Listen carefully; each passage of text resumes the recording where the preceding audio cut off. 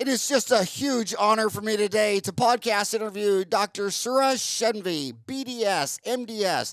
He's an endodontist, Faculty Department of Conservative Dentistry, MDS. He is the YouTube infamy on Aspire 32. If you go to youtube.com/Aspire 32, this guy is crushing it.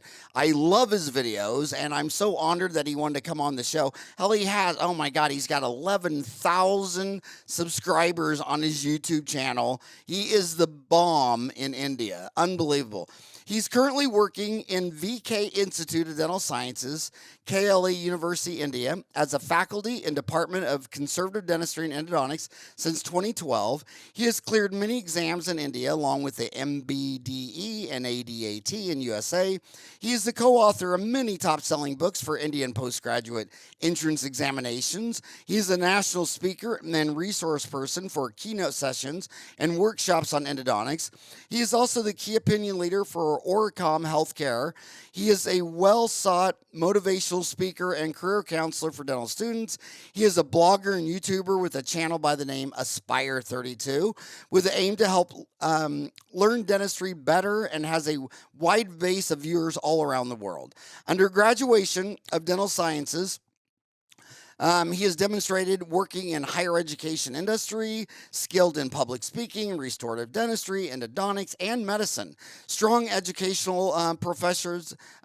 He covers subjects like dental materials, operative dentistry, endodontics, and many others by sharing his own experience, and will not only help you to understand the subject, but also write descriptive answers, solve the MCQs, answer in vivo with much confidence. When he makes videos, he thinks like dental students, which will help you make dentistry less overwhelming and more interesting. And I just can't say enough about everything he's doing. Thank you for coming on the show. And where does the name Aspire 32? I assume it's 32 teeth you're talking about, but where's the Spire part come from? It was about motivating and giving a dream. If some students have a lot of dreams, moving abroad or getting a postgraduate seat in India, and that's exactly the word describes. To something to aim and aspire. So I want to, this is Dentistry Uncensored. I always like to talk about the hard-hitting issues. I don't think dentists understand, they spend their whole life trying to learn dentistry to do their surgery. They spend their whole life in an operatory. It's all hands-on. And then they eventually, a lot of them want to own their own dental office and understanding the business of that. But they don't really think about the macroeconomics. I mean, we have a globe with 8 billion people trapped on a rock. Nobody's getting off. I think 12 have stood on the moon. No one stood on the bottom of the ocean. No one's getting out of this place alive. But I don't think they understand the changes. Like American dentists completely never talk about the fact that the only reason they make so much money is because when the state board licenses a dentist, they also use their police force to not let any non-dentist practice. And some of it's crazy. Like I practice across the street from the Guadalupe Indian Reservation, where nobody can afford dentistry and there's not one U.S. dentist. But every time a qualified dentist from Mexico comes up and practices in that reservation, they literally arrest them and deport them and get them out of there, because they're in their mindset. The union's mindset is that no dentistry is better than somebody trained in another country. I mean, it's just completely insane. And it even goes, and even crosses religious divides, where there's a religious community called Amish and Mennonites, and they're not into technology, and they're not into mixing with other cultures and religions that much. And every time, and when one of their own decided to do the dentistry and just extracting teeth, indeed, the forces came after him. And I've noticed in India, like the United States, they've added a lot of dental schools. And that completely changes the economics. I remember lecturing in Cambodia and Malaysia had gone from 1 dental school to 11 dental schools in 1 decade. And my gosh, that changed the framework. When I lecture in India, and by the way, I'm in Phoenix, so it's 10 o'clock in the morning. So he's in India, where it's 10 o'clock at night. It's exactly on the other side of the planet. And I'm so glad I talked to you. Usually, when I lecture in India, I got to fly 5 hours to New York and then 15 hours to New Delhi. And it's so nice to be able to lecture in India without having to leave my home. But I've noticed an explosion of private dental schools in India. Is that what is your take on that? Have you seen a big Definitely. And increase? I completely agree with you because currently there are more than 300 dental schools in India.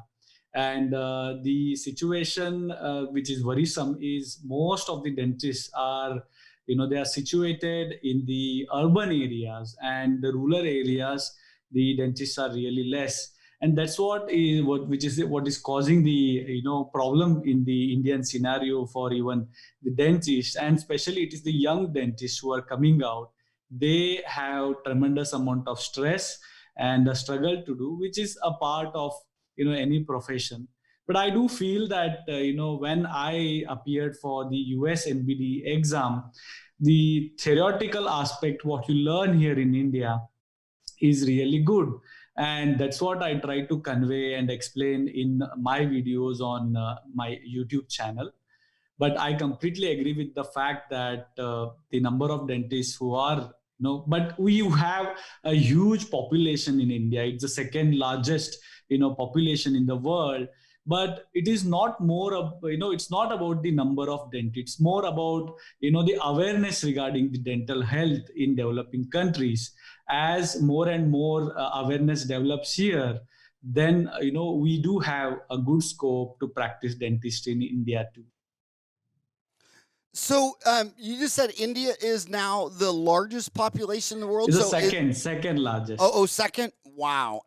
So do you have any hard numbers, like how many dental schools were there, 10, 20, 30 years ago in India versus the 300 you say today?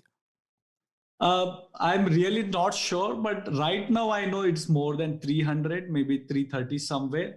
Uh, if this enormous number of increase in the number of dental college, which has happened in last maybe 7 to 10 years, which is not good. But since we have a lot of population here, I hope to see that more awareness will lead to more opportunities to the students. Do you know how many dentists are licensed to practice in India? I do feel that every year there are, around 3,000 to 5,000 dentists, who clear from the BDS degree. And for every 8,000 seats, there are around 300 postgraduate seats which are available. So that number is bit less, and most of them start their practice. And that's why it sometimes becomes really difficult.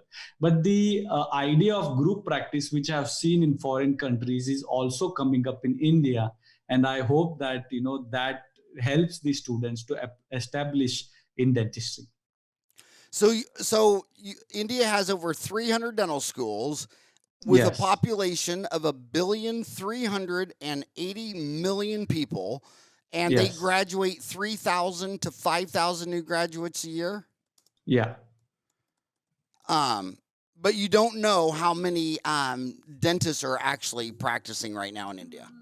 No, I have not checked it, but Yeah, the number is quite big.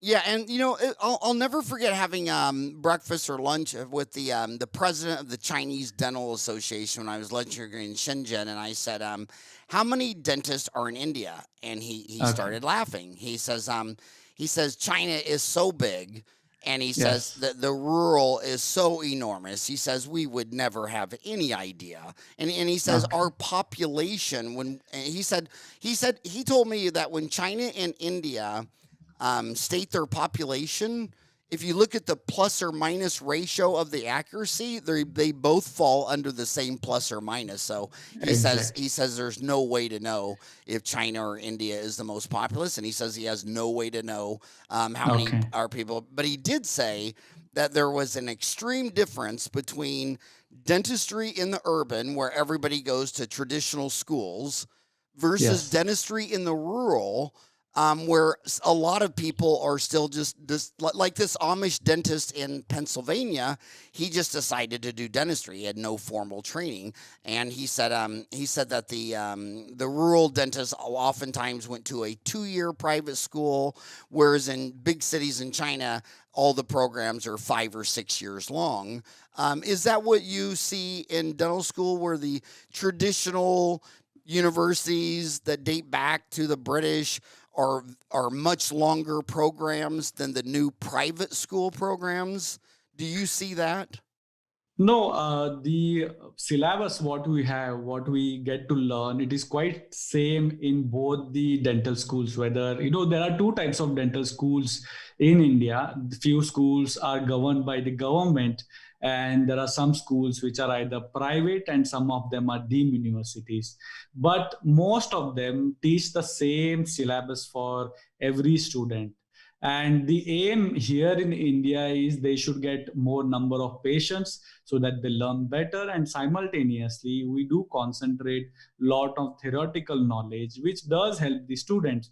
So I don't I do feel that the education is really great in our dental schools, but as you said, because of the number of the dentists who are passing out, that problem is definitely faced by most of the students nowadays.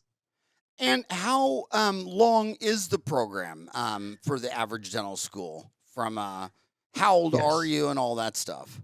Okay, so it's basically the BDS, which is an undergraduate degree. It's for 5 years, in which you have 4 years of classes, and then you have another 1 year of internship. And then after that, if you want to do post graduation, there is an entrance exam, and you will have to appear for it to get a seat. And based on the merit, you will able to get a postgraduate seat that goes for another 3 years. So it is 8 years if you want to complete undergraduation plus post graduation. Wow, interesting. So when the kids come out of school, did their families pay for the child to go to dental school, or did the government pay? Was it student loans? Who makes the investment when they Yeah. graduate with a BDS? It's basically, it depends on the type of seat what you get. For example, the fees in the government school is really less compared to what you'll be paying in the private colleges. And many colleges, like especially the government schools, also give you some amount of stipend for each student. So if some students want to do dentistry, and if they cannot afford, they can always, sometimes it's their family which supports them, and many students do take some loan and do the dentistry.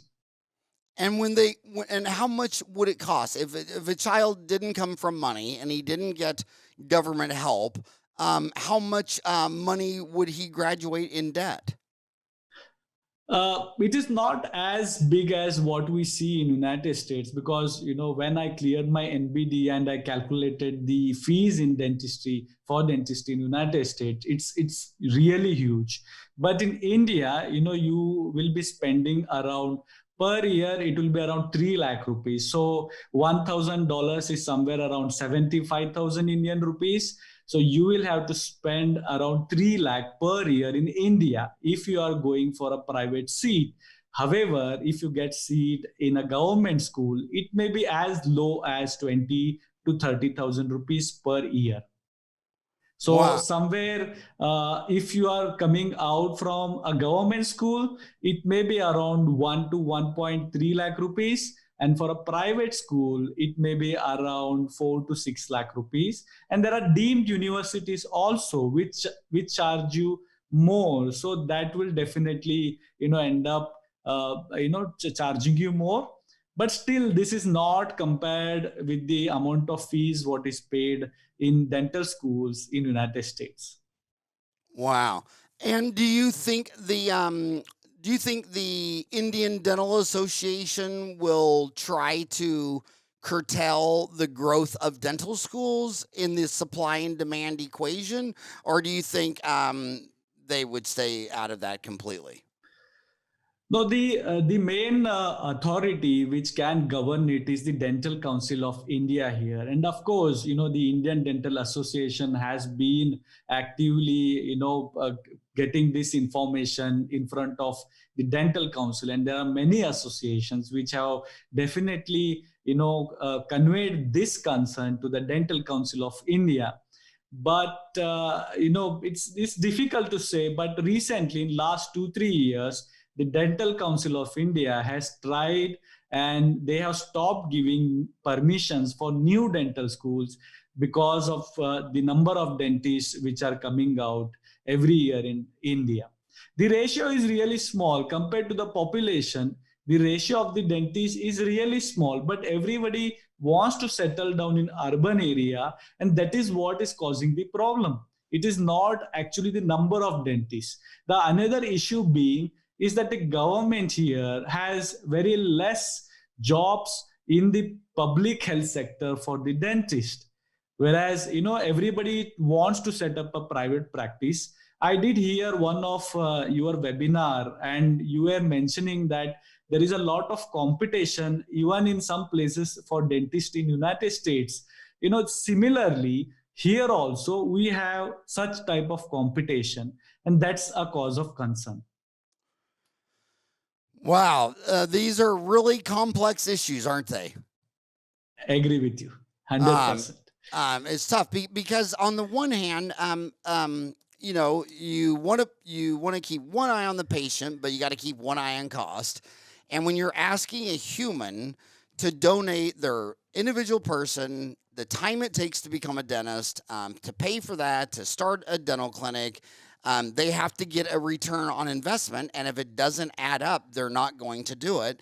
And Yes. it's kind of funny how I know a lot of people in their countries that are free enterprise and democracy, they always think they live in a democracy with free enterprise. And what they don't realize is that all the evidence shows that all democracies are very micromanaged on the supply and demand. I mean, the Yes, laws they yes. set up, the regulations they set up.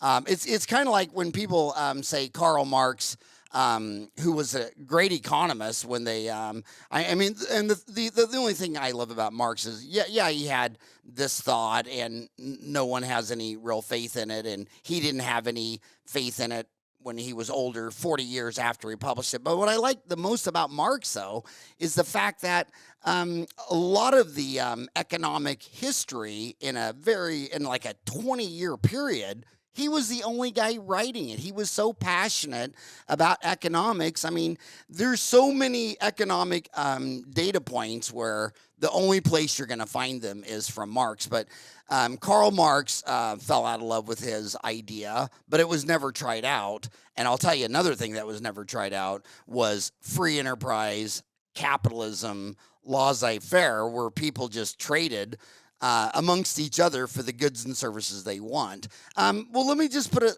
more simple like this. Like when I look at purchasing power parity on currency markets, I'm small-minded. I like the Big Mac's index. How much does a Big Mac cost in every country? I can figure that out.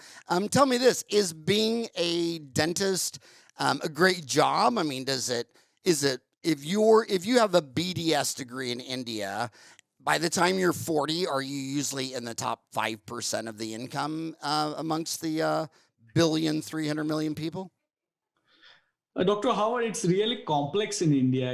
The most important thing in India is the patient-doctor relationship. And most of the time it is based on trust, and the publicity happens based on the mouth to mouth in India, because the words has to pass that this doctor is really good. So the students, or the dentists who are really skilled, really hardworking, end up succeeding a lot. So it is not that the dentistry doesn't have future in India. That is wrong to say, because ultimately it is not regarding the degree what you have. Either you are a postgraduate or an undergraduate. It depends on many factors. And I have my colleagues, my seniors who have practiced very well, quite busy, don't have time, and the patients are so satisfied and they have so much trust on them.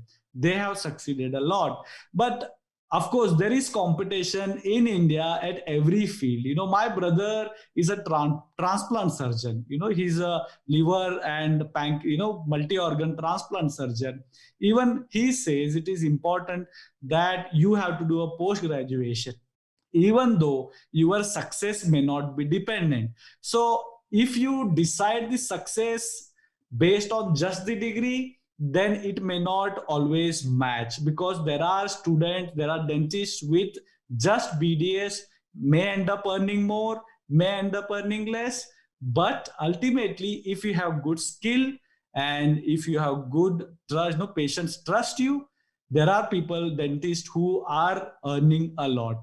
But currently, in today's generation, compared to few years back, the dentists, especially in metros areas, tend to earn more, because the paying capacity of the patients has also increased drastically in India compared to what it used to be there many years back. So it depends on multiple factors, whether you are practicing in metro areas, whether you are practicing in a smaller area, and that decides whether how much you are earning.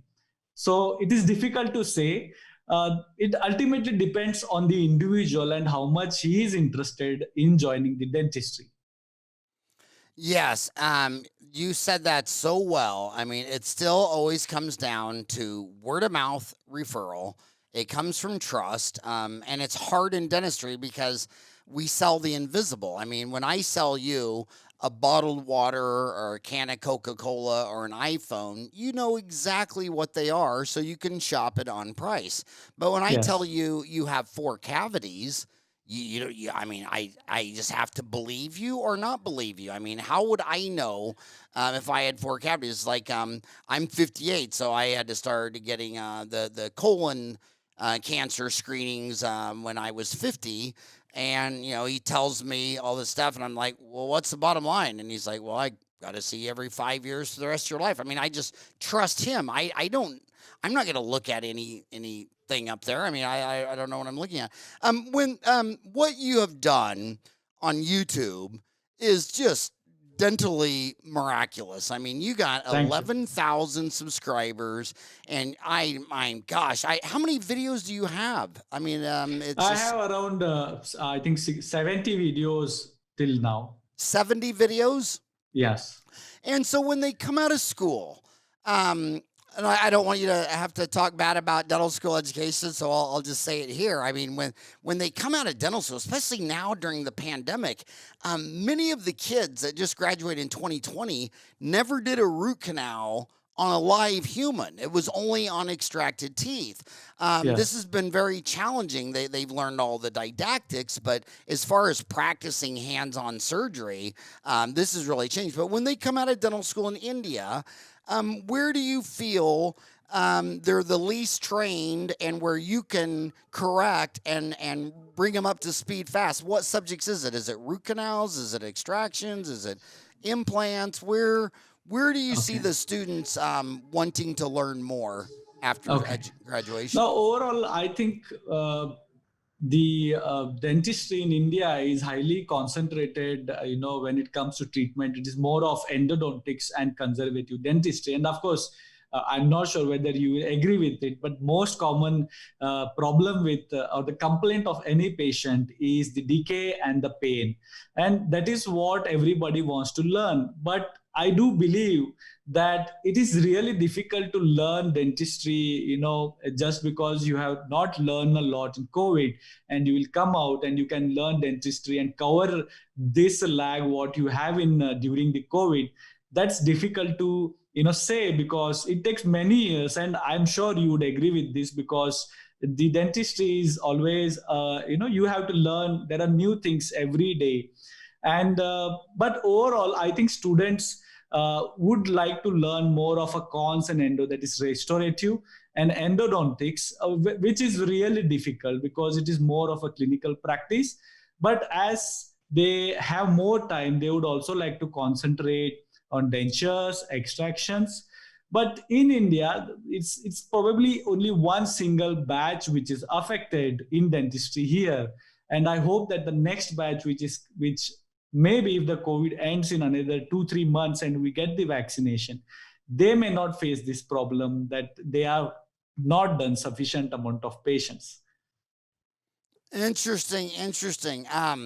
So you're saying that in India, the two main drivers um, to drive a patient to calling and going to a dental office are decay and pain. Yes. Yeah, and is there when you say decay and pain, are they mostly getting extractions and endodontics, or is it No, the major, see, as nowadays, in developing countries too, the awareness is very high and everybody wants to save the teeth. So unless it is really meant for extraction, they would not, be willing for extraction. So most of the treatment here are more about the root canal treatment. And in last 2-3 years, or the implants has also picked up. But at the undergraduate level, it is more of the root canal treatments and the extraction and the restoration, and that is what the patients most of the time complain of and visit to the dentist. And I notice you really never say restorative dentistry without putting the adjective conservative restorative dentistry. You love the word conservative. Where does that come from? That's a strong word for you. In India, we have many subjects, like the subjects are divided: orthodontics, prosthodontics, similar to what you have in United States or any part of the world. But it was earlier operative dentistry, and then the name is now termed as conservative dentistry because we are more focused on conservation. Of course, and I do believe, as an endodontist, see, in India, for a post-graduation, we have conservative dentistry and endodontics together. But in foreign countries, you have either restorative dentistry or endodontics. So that's why we tend to speak more about conservative dentistry, because that's really most important when you do a treatment plan. We try to be a conservative dentist first before, jumping on to the root canal treatment. And that's why you tend to hear, I tend to repeat the word conservative a lot. Are they more interested in learning how to do like direct composites, or more endodontics, or more extractions, or more orthodontics? What are the main on your YouTube channel? I mean, anyone who has 11,000 subscribers on their YouTube channel is the epitome of understanding the demand. What kind of knowledge are they demanding the most? What would you say the top three are? If you were at McDonald's and got a fish sandwich, a fry, and a Coke, what would be the fish sandwich, fry, and a Coke? So I make videos on conservative dentistry and endodontics more because most of the time the exams, either in Indian entrance exam or foreign entrance exams, which based on my experience when I appeared, I found that the questions are mostly related to these branches. They tend to ask you more about restorative dentistry, and they tend to ask you about endodontics and the NBDE part 2, or probably the INBDE, which is the latest exam in United States. It's also mostly concentrating on the clinical based questions. So the issue with these exams is that the students really find it difficult, especially the international students who have done limited number of patients, and that is what they find it difficult to clinically correlate when the questions appear in these type of exams. And that's why I concentrate more on conservative dentistry, dental materials, because they are difficult to grasp. But as a student, it ultimately comes to their passion and their the interest in learning. Because if you ask me, I was always interested in learning conservative dentistry and endodontics than any other branch. So it is difficult to pinpoint that what student would like to learn. The idea, the thing what we follow in dental school in India, that they have the postings in each department, and some postings are there for 1 month, and 2 months, and they would learn that treatment plan during those days. And someone who is more interested in learning conservative dentistry, he will definitely will be doing more number of patients when they are in that clinical posting. So I notice all democracies and countries have a problem where the dentists all end up in the urban cities. I mean, even the major DSOs, the commercial chain dental operations that have 500 or more offices, they won't even go into rural America. And I'm reading on India. The distribution of dentists in Indian states, it is estimated that 85% of Indians who reside in rural areas are served by 15% of all the country's dentists. So, how do you think um, um, dentistry has to try to get more dentists to go into more rural areas as opposed to living in the big cities? I mean, I get it. They come out of school, they're young, they want to find a mate for life, and who wants to go look for your one soulmate in the world in a town of 1,000 if you could go to New Delhi, which has 38 million people? I mean, how can you drive young kids to want to go live in rural areas? Yeah, I would not completely agree with the fact that the dentists are not going to rural areas now. I myself visit my friend's clinic in a rural place once in a month and render the services there. So, if you see the amount of dentists who are visiting the rural areas now, it's quite increased in India. They may be residing, they may be having a clinic in the city, in the urban areas, but most of them do visit and provide the service in such type of clinics in the rural areas. So I'm quite happy that, and I believe that there is a tremendous amount of joy and happiness in providing the service to such kind of people who really cannot afford it a lot or do not have a reach, don't want to come to the urban places. But the rural population also nowadays can afford good type of dental treatment in India, and that is the beauty, that which I find it difficult in some developing countries, because when I talk about the foreign countries, it is mostly driven by the dental insurance. And with my limited knowledge, which I've learned over a period of years, that someone who doesn't have an insurance, they find it really difficult to get dental treatment in foreign countries. But India, it is within the reach of the population, and even rural places, we are providing treatment for most of the population with a limited amount of charges. I'm sorry to ask such a stupid question, but even though I've lectured in Delhi, how come some people call it New Delhi and others call it Delhi? Is it the same thing, or does it mean something different when someone says I'm in Delhi versus New Delhi? Okay. No, I think it is more about the old Delhi, which was an initial area, and then it has expanded. And now maybe everybody calls it as New Delhi. But if you see, when you go to Delhi, then of course you have old traditional Delhi there, and then a developed part. This is what is my understanding, but I'm really not sure about it. I We have to do call it as, Delhi or New Delhi. It's quite interchangeable. I have to tell you that when I lectured in India for the first time, this is why, you know, I think the most important thing to develop your mind is to travel around the world. I took my four boys. I've lectured in 50 countries, and I always took between 1 and 4 of my boys with me. And now they have made six grandchildren, and they still look back and say they learned more from traveling than they did from Okay. reading books in the university. And when I grew up in Kansas, I mean, my mindset of India was this vegan Hindu country that just ate clean and, just the best eaters in the world. And then when I went and lectured over there, every dentist house I went to, I was offered plates of sugar cookies, and my gosh, they eat as much sugar as anybody in the world. I don't know. Do you agree that they eat a lot of sugar? Absolutely. That is actually a big part of the food in India and the diet. And, mostly after the food, we all would like to have sweets there.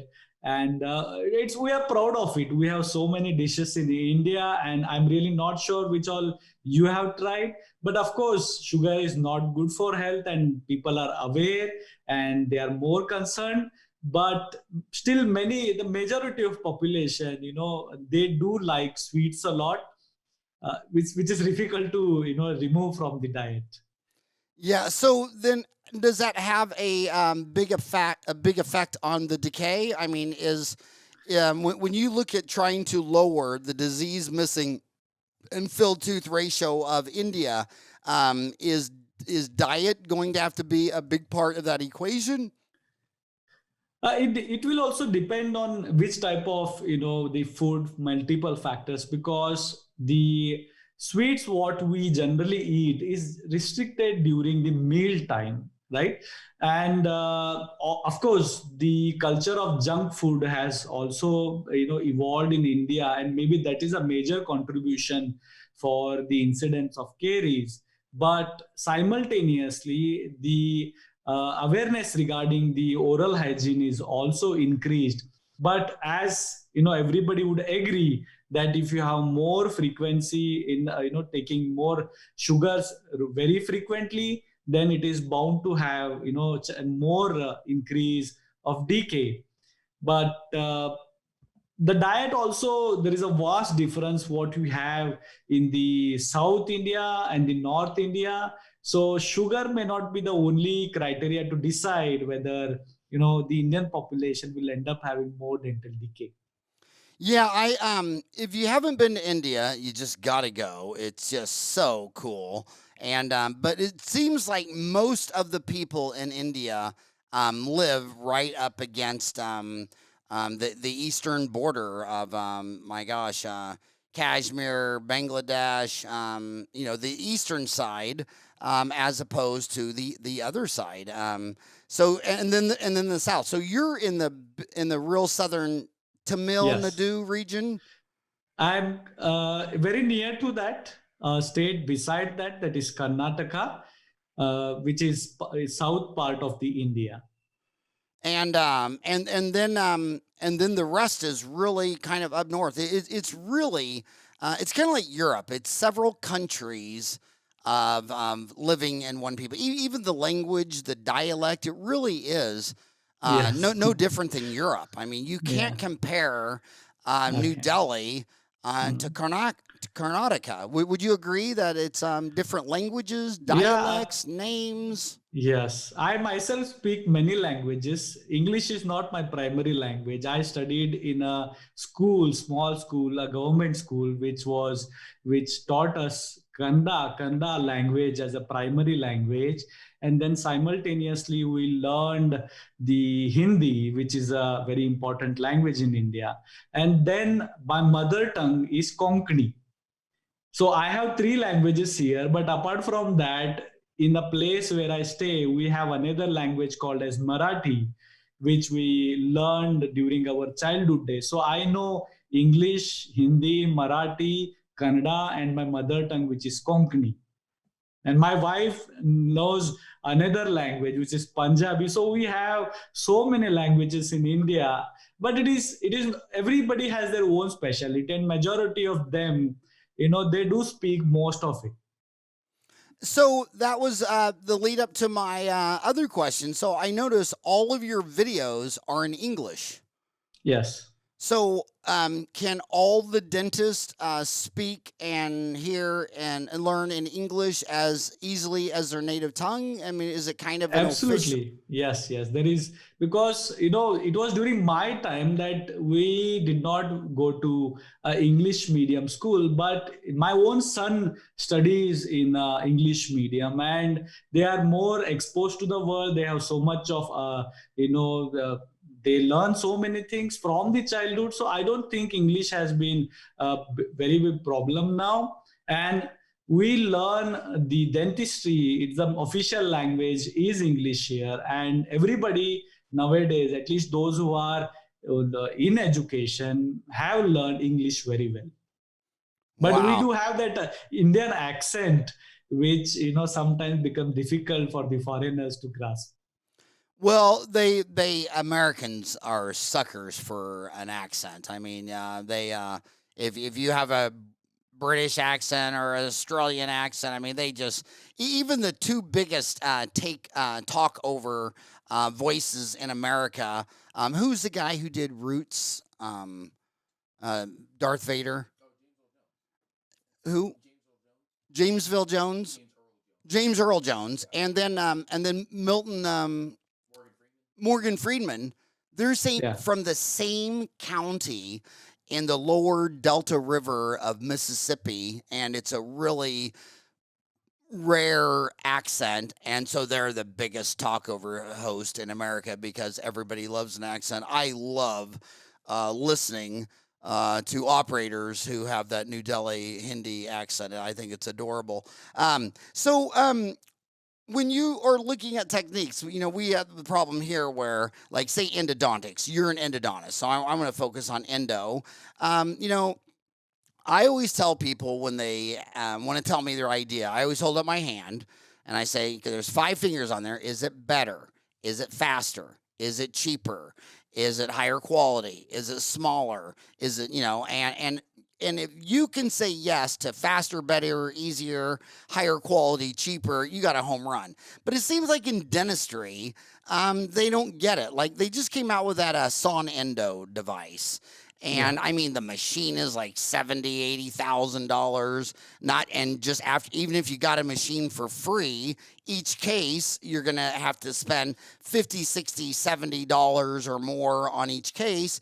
And then it's a great piece of technology for cleaning, but when I talk to my homies, the hardest part of a root canal is finding all the canals and working it up to a 20. And these Son Endo cleaners, that's when they begin. They're not helping me find an MB2. They're not helping me enlargen it enough from a 6 file, 8 file to a 20.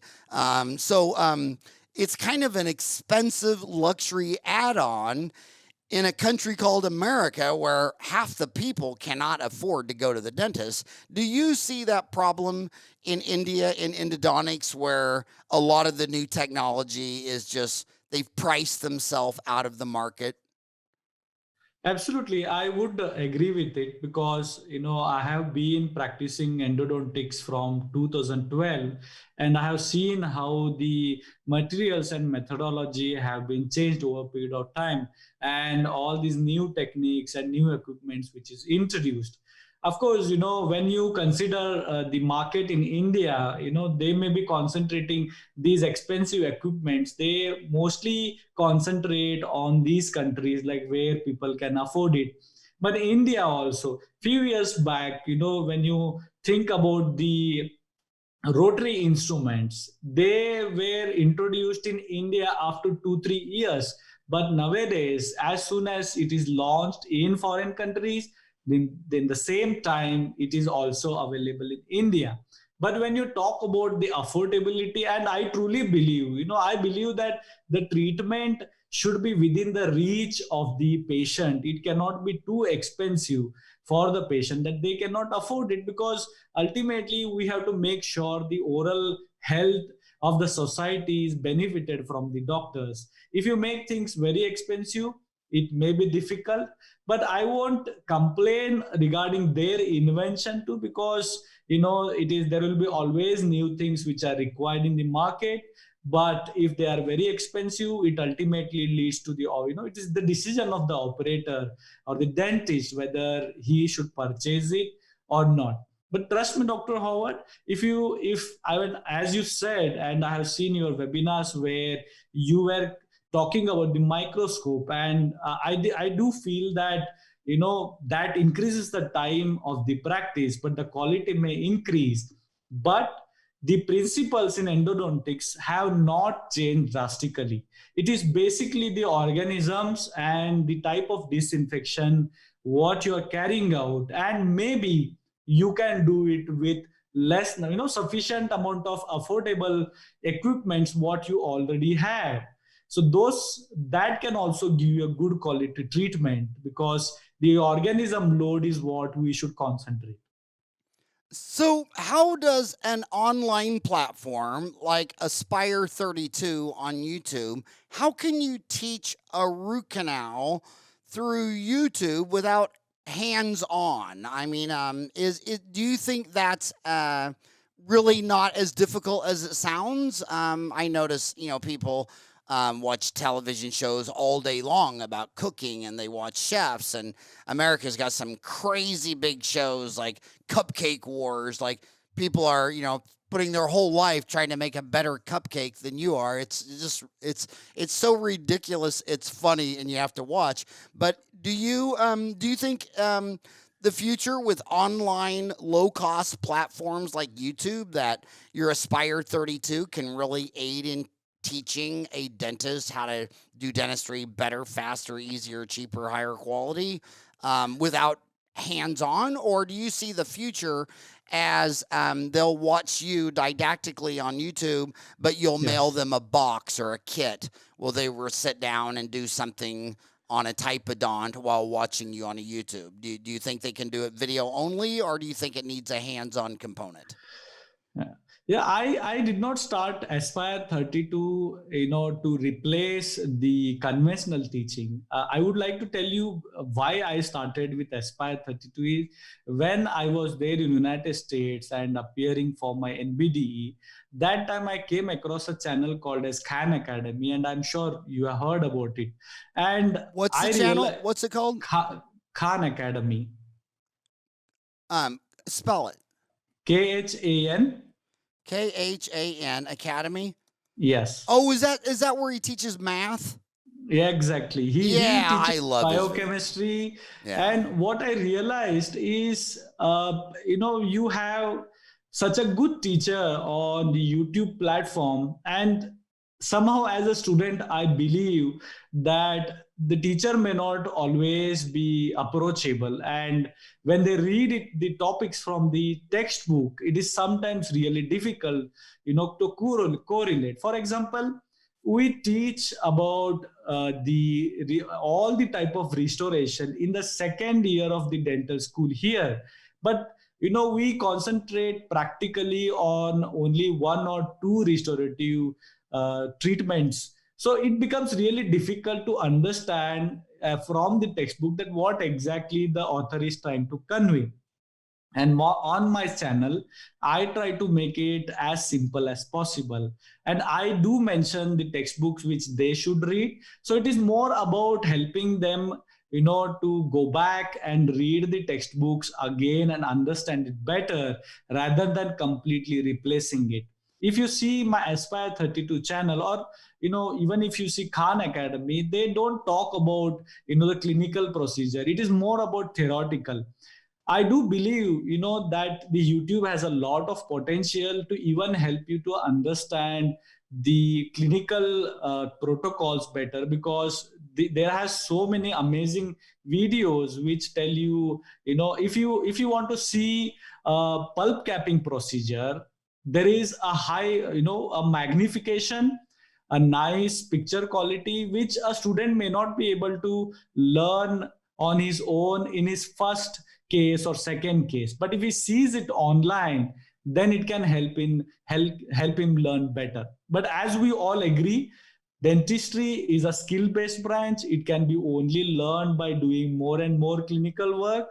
The online platform is just an adjunct, which can support you to learn it better.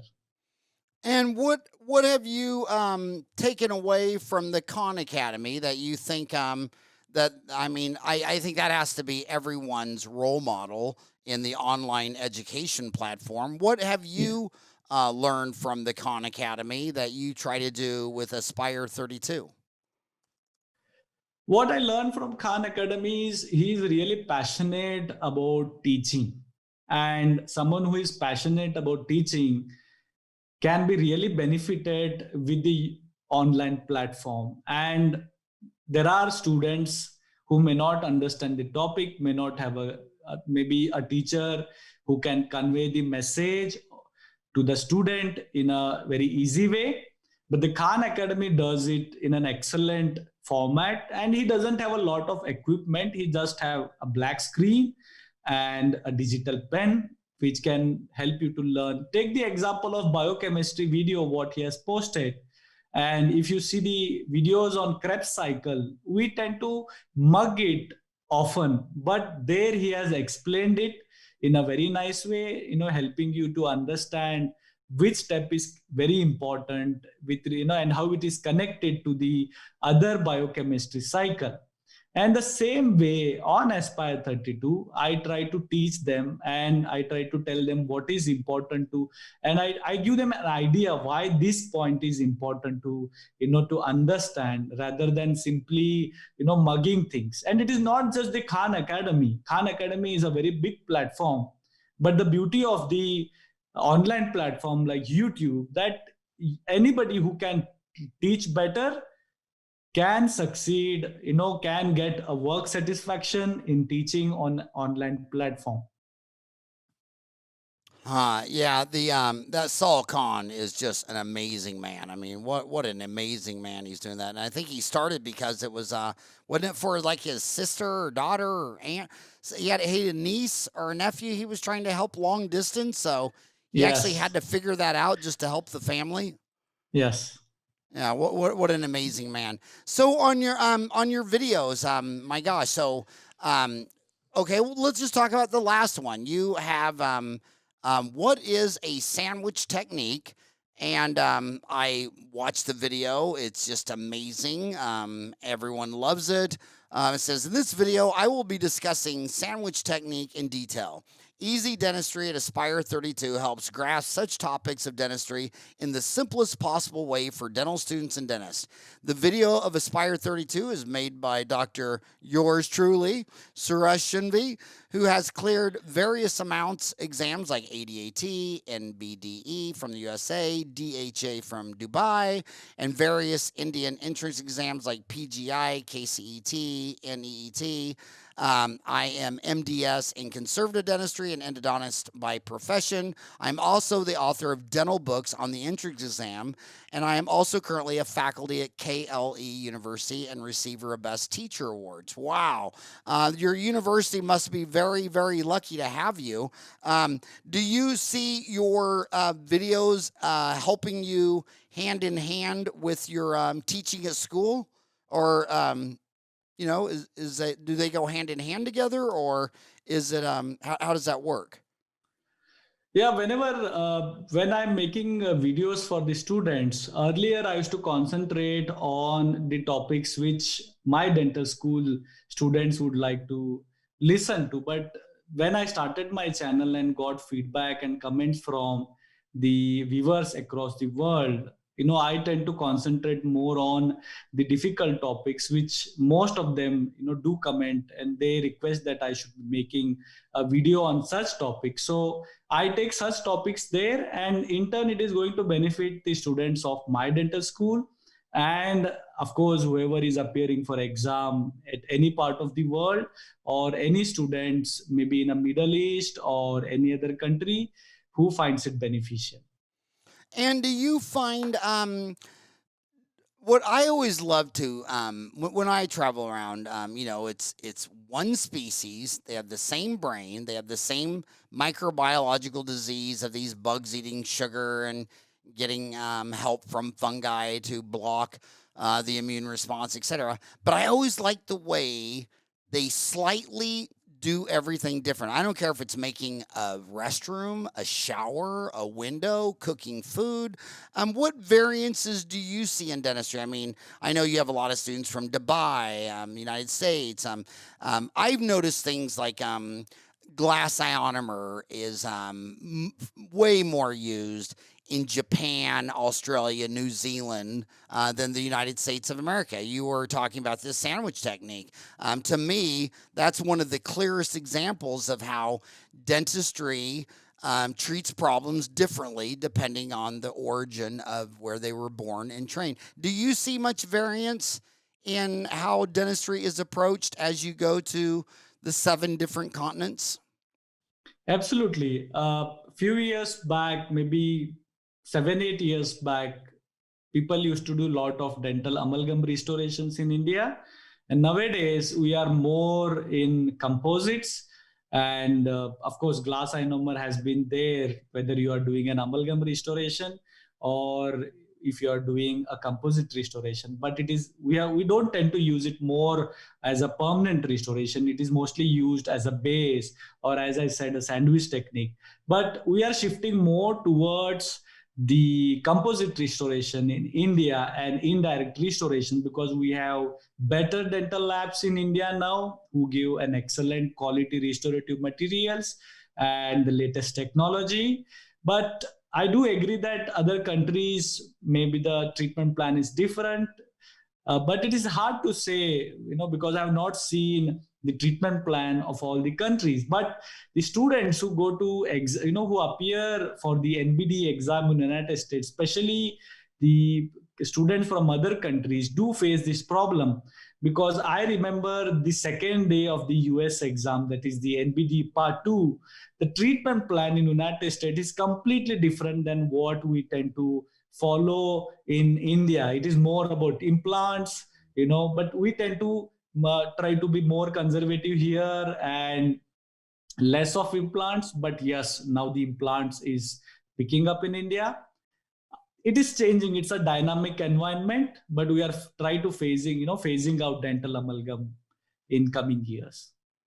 And gosh, I realize I don't know why I scheduled you on 11/24. Why did I schedule you on November 24 when if I would have scheduled you on November 14th, we could have done this on Happy Diwali Day. My gosh, I was not thinking. The Okay. Festival of Lights, the victory of light over darkness, good over evil, knowledge over ignorance, and hope over despair. Deep means light, and Valley means a row. So, did you have a happy Diwali Day? Absolutely, it's a very big festival for all of us, and it is one of the big one. I did visit my brother who stays in the Bangalore, another place of Karnataka, with all my kids, with my niece. Everyone had a great time, and yes, it was really good, especially considering this COVID scenario where we had a lockdown in our country, and we used to hardly meet people. And it is just now, maybe 1 month, we are even meeting people and traveling. Just started traveling, that too limited, and we really enjoyed this Diwali in India because of the current situation. My gosh. Well, I'm so glad I brought that up because I'm sure everyone's dying to hear a report from you on the ground in India on COVID. And what does this situation look like? Is it compared to other diseases or in your whole life? How old are you? I'm 35. 35? So you've Yes. lived a third of a century, a third of the way back towards the last Spanish influenza, which actually started where I was born in Kansas. Oh. The world thinks it was transferred from a pig to a farmer, and then he got drafted for World War I and went to Leavenworth, where they had the first major outbreak in America. And then, of course, as they shipped those troops around, the infection rates follow. And I know that my epidemiologist, who taught me in grad school, surely thinks that it started in Kansas from a pig. But is it? How would you describe the corona? I mean, is it really bad? Is it just more media than hype? How would you describe it? How does it look right now? Right now, we are still following the guidelines which is given by the government here. We are wearing masks. We tend to attend more of emergency cases in dental treatment, and uh, the situation is definitely improved because the number of cases has decreased drastically. But it depends on which state you are staying. For example, in my state, the numbers are less, and if you see the New Delhi, the cases are there is supposed to be a third wave in New Delhi and few other states in India. But the good thing is people are more aware about the situation and people are taking precautions. But we are hopeful that the vaccine would come up, and there are definitely some good news. We have three vaccines, two of vaccines are from the United States and one is from Oxford, and which Oxford one is getting manufactured in India. And I hope that at least the healthcare professionals get the vaccines early. It is difficult to say because few of my colleagues got the COVID, and most of them were asymptomatic. But I did have few of my relatives who's someone who had medical conditions or over than 60 years. Some of them have lost their life. So we do consider, at least my family and all of us, my friends, we consider that yes, there is chance of serious consequences of COVID. But the issue is really controversial because some countries have not believed on lockdown, and India went through the lockdown. But I believe in my country, and I'm sure that they have taken the decision in best interest of their population here and the citizens. So you know people who have died from it then? Yes. Wow, I'm so sorry. Has that been really hard on you? Yeah, because when we read the reports in the newspaper, most of them say that it may be as not as life threatening, but when it happens in your surrounding, that is when you start feeling it. So I do believe that until the vaccine comes, it's not wrong to take precaution. It doesn't take a lot of effort to wear a mask. So if it is going to benefit, then why not do it? And the statistics, I do believe in statistics throughout the world. In United States, so when I read, there is quite number of deaths which has been reported. Even in India, we had such numbers, but it has reduced. That is a good news. What do you believe, Dr. Howard? I wanted to know your opinion regarding this. Um, fear is something that all dentists understand because people have fear of the dentistry. And it doesn't make sense all the time because, like, most people are afraid of getting a shot, but they'll have a bar through their tongue, or they'll have, metal Yes. clips through their eyebrows, or their whole arm is sleeved with a tattoo where they've had a million shots. But it's kind of one of those things where, the United States has the same population as India, minus the first numeral digit of 1 billion. If you just take away the 1 billion, the remainder, 380 million, the United States got 330 million, and there's about 1,000 people dying a day. And half the country thinks, why are we doing all of this crazy economic hardships for 1,000 people a day? And I can understand that feeling. But look at airplane flying. In the United States, last year, only one person died in a commercial airplane, and 36,000 died in a car. So when you look at it, and everybody's afraid of flying, and I don't know of anybody who's afraid of driving. So it's very irrational. But back to that 1,000 deaths per day. Well, in America, if two fully loaded Boeing 747 Airbus jumbo jets fell out of the sky, 500 people each, and 1,000 people died every day, I guarantee you America would close down every airport within an hour. I mean, they just wouldn't even debate it. But since it's individual on the ground driving their car, they just know it's not going to happen to them. So when they can see the death, like two airplanes, I mean, just imagine two 747s flying into each other and crashing over New Delhi, falling to the ground, everyone died. Oh, this wouldn't even be a debate.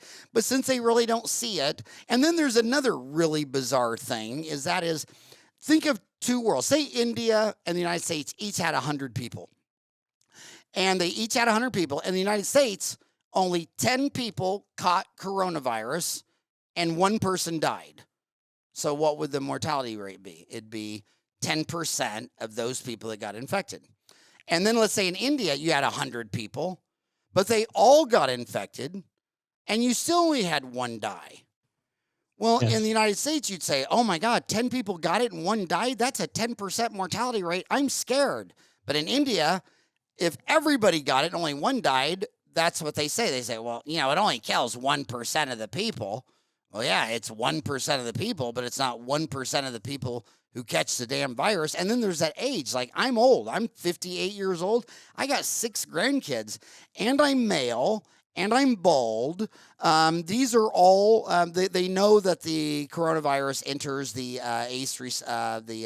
Android receptor, but I figure from the people I'm talking to in my backyard that if I actually get the virus, it's a 5% chance I'm dead and another 5% chance I've got long-term injury. So I think when the vaccine comes out, there's a big threat on dental town. Are you going to take it? Are you going to take it? I mean, I've already isolated myself from March to November. So March, April, May, June, July, August, September, October, November. So I've already been living like this for 9 months. So I'm not going to run out and be the first guy to try the vaccine. But I will sit back. But as soon as they've got, as soon as older people in Phoenix are getting the vaccine and the risk versus the reward, I mean, I'm going to compare the risk to if I get this thing on the street, 5% death, 5% long-term health issues. I want to see what I'm comparing that against. If the vaccine, I don't think the vaccine's going to have a 1% death. I mean, I don't think that at all.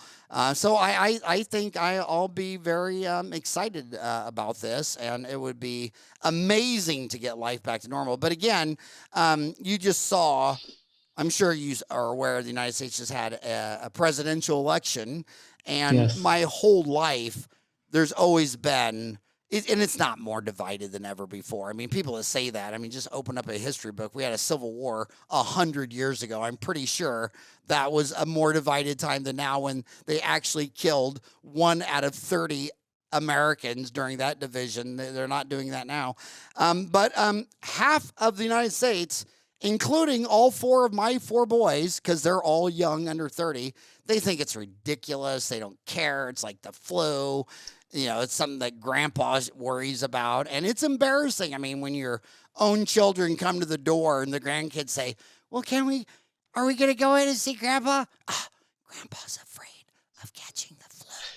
He's in there hiding. And I'm like, oh my God. So I'm just so waiting for this damn thing to be over. But again, what I'm mostly glad about is that it's a global world war against another species of virus. I'll take that any day over the week, as opposed to a war against other humans on the same team, sapien. I just hate it when sapiens fight. I mean, we got to fight against blowing up neutron stars. We don't even know why we've had 6 mass extinction level events. We got viruses, tuberculosis, cancer. The last thing humans need to do is be fighting with each other. I mean, if they're fighting with each other, they must be completely unaware of all the other problems that we have to solve. And I want all 8 billion humans on Team Earth fighting these things like viruses. So so there's good news in everything, and I'm so glad the bad boy was just a virus. I know we're over time. We've gone over an hour. I know it's coming up on midnight there, but can I ask you a couple more overtime questions? Yes, definitely. Orthodontics. It's basically every species wants to find and consume enough resources to live long enough to reproduce and have offspring. So they all want to look as pretty as a peacock for the same reasons the young dentists won't go to the rural areas. They want to look like a pretty peacock in the biggest city to catch their mate. And orthodontics is, it's just a big part of that facial smile. Is it growing faster than any other segment of dentistry in India? Is it growing faster than, you said, pain and needing a root canal? was the main driver. Do you see orthodontics and the desire to be as pretty as a peacock growing as fast as endodontics? Do you think it'll ever overtake endo in Delhi? The orthodontics have been always a very popular branch in India, but I do believe that people are more concerned about their aesthetics, and the aesthetics is not only restricted to the orthodontics, and we all know that cosmetic dentistry is a big part of such treatment plan. If you talk about the aesthetic dentistry, then I would truly believe that it is really catching up with the overall treatment and the patient's desire for visiting the dentist, especially in the metro. And ortho, yes, but it is less about the aesthetics. It is more about whether by taking orthodontic treatment, it is going to benefit them to maintain a oral hygiene. Unless the appearance is drastically affected because of malocclusion, people will not seek orthodontic treatment. And it is sometimes the duty of the dentist to explain that the patient may require orthodontic treatment and make them aware of this issue what they have with the tooth arrangement, and then they would definitely go ahead with it. But if you have a minor malocclusion, okay, which may not affect the aesthetics in a drastic way, they may not always go for it. But if you talk about aesthetics, for example, if somebody wants to enhance their smile, then of course they would visit the dentist. So it is mostly related to the patient self motivation, whether how important is the aesthetics for them. Interesting. And do you I've noticed in many countries, take Philippines and Cambodia, a lot of Southeast Asia. You see, most cosmetic dentistry is by the women and not the men. I cannot tell you how many women I met in Southeast Asia where the woman's front, upper 6 teeth, upper and lower were all beautiful crowns, and her husband had no teeth. Or, I just always saw, even with dentists, like the dentist would have crowded teeth, kind of brown and dark, but his wife had, all the cosmetic dentistry. Is it still a male-female thing? Are women in India buying more cosmetic dentistry, bleaching, bonding, veneers, and ortho than their male counterparts, or is it more equal? I do agree to this fact, but I'm sure that we can agree on a point that females are always more concerned about the aesthetics. But recently in India too, men are aware about the aesthetics, and the number has been increasing. And the reason for improving the smile and aesthetics has been definitely a major motivation for them to visit the dentist. But of course, there is a vast difference, and even today, the number of female visiting the dental clinic for aesthetic correction is definitely more. And I hope that the men will also, the treatment for the aesthetics for men will also increase in coming years. And is that, do you think that's mainly that women get more cosmetic dentistry just because the men are so much naturally more handsome and don't need it? No, I read a very beautiful quote which says that beauty lies in the eyes of the beholder. Oh, good So, answer. Good answer. so if you ask a dentist whether, if a patient asks a dentist whether my smile is good, he will have definitely many reasons, to find out whether that one tooth is rotated and that is affecting the smile of you. But, it is not how the patient perceives it. They would somebody from their a family member or a relative has to, or a friend has to, to tell them that this is the issue with your smile, and they become more concerned than the dentist making them more aware. But I really don't know whether, that the point what you mentioned may be an important reason for the differentiation. And last questions. You are an instructor at KLE VK Institute of Dental Science, correct? Yes. And And and also the Bapuj Education College of Dental Sciences. That's a separate place, right? Bapuji, Bapuji Yeah. is a dental school which is in Davangere, and I'm working in KLE Dental VK Institute of Dental Sciences, KLE University, which is in a different place. I'm from a place called as Belgavi, but they are quite near to each other. It's a 4 to 5 hours journey, but two different places. And or how are they? Last question: how are they doing during the challenges of a pandemic? Basically, we have set of guidelines which is given by the Dental Council of India, which we have to follow. Most of them advise that we should be concentrating more on emergency dental care. The PPE kit should be worn, N95 mask, the shield, and we have the air purifiers, the extra oral suction, and the HEPA filters. These are the important guidelines which you have to follow, whether you are in a private practice or whether you are in a dental school.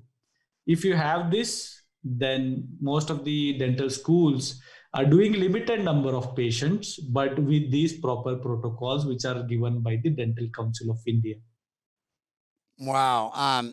Just tough times for these kids. I just feel so sorry for them. Yeah. But I'm telling you, it was just an honor for you to stay up till midnight to come on the show today and talk to my homies. And again, if you haven't checked out his YouTube channel, you're crazy. You got to do it. Check out his YouTube channel, and all you got to do is remember Aspire 32, and just aspire to learn more dentistry faster, easier, lower cost. I mean, it's just what you're doing, Suresh, is just amazing. I'll never forget when I was I went to climb Kilimanjaro, and it was in Tanzania, and I got to, for me, I don't like to shop. I don't like to buy clothes and shoes and all that. But my gosh, when I see a dental office, I'm right in there. And I was amazed at how many countries I've been in where it's so rural and it's so, it's just, it's a developing country. But she's got a smartphone, she's on Android, she's on YouTube, and she's watched 1,000 hours of YouTube. And I'm sitting there in her office, and it's like I would let her do a root canal on me all day long. And this just was not available. I remember when I started lecturing internationally, like back in 1990, most of those countries, if English wasn't their official language, they'd have to have a translator. No one's had to translate me for a decade, because even though they might not even speak English, they understand it. They're all on the internet. They're all on the same platform. And you got the international language of science is mathematics, and the international language between scientists is officially English since like 1945. And anyone who's a doctor, a physician, an engineer, an epidemiologist, they all learn the official language of English, and the information is almost at zero cost. There's so much information, it's almost at zero cost. And it is just, to me, it's blown my mind what that smartphone has done to dentistry around the world, which is why I will still always say that 2007 was the year that humans plugged everything they've got into a smartphone. The internet, a calculator, a phone, a text, an email. They put everything into one device in 2007. Steve Jobs pulled that off in Apple. And I said that was the birth of the greatest century that Homo sapiens ever lived through. And I think 2007 to 2107 will be our finest century ever, despite the pandemic. And on those notes, I can't wait to see you someday in India when you greet me with a big plate of sugar cookies. Sure. Thank you so much, Dr. Howard, for inviting me for this podcast. It was a great pleasure to hear from you. And I have seen many of your videos. They are really helpful. And I hope that students who visit my Aspire 32 channel find it beneficial. And as you said, it will be a great pleasure to meet you once in a person when you visit to India. Well, on Dental Town, when you make a post, we have one of the buttons is the YouTube icon. And so when you click a YouTube channel, you click share, it gives you a little code. But if you go next door, it's embed, it's the code of the channel. And you can drop your video right into a post on Dental Town. And everybody that does it says it's the cheapest, fastest, free marketing for their YouTube channel, because you're exposing it to 250,000 dentists, and they say their subscribers jumps up. Same thing with podcasts. I mean, you can put your podcast for free on Dental Town too, and everybody says that explodes their views on iTunes. So yes, I think, and also you can do a search, like when you say on your video on the sandwich technique, you could do a search for Dental Town for sandwich, and then go to that thread, open it up, and hit reply, drop in your YouTube video, and they'll be able to watch your video, but you'll still get a view and account, and they'll register and subscribe. It's the same thing. It's a neat thing that YouTube does, but I think you should do that, and to show them what you're doing. I visited the website yesterday, and I'm going to register by tomorrow. It's a very wonderful website, and I did see that so many information is available on the site, which will be definitely beneficial for me and all the viewers of your channel and my channel. And definitely I would register myself as soon as possible. And if you ever think in the dentists in India need their own dental town or anything, I can copy and paste that 500,000 lines of code that we've been working on since 1999, and you could run off with Dental Town India if you thought it's different. It's whatever the dentist needs. It's whatever my homies need to be able to practice dentistry faster, easier, better, higher quality with a big smile. And I'll do anything for my dentist. But thank you so much for coming on the show, and I hope you have a wonderful night's sleep since it's way past your bedtime. Thank you. Thank you so much.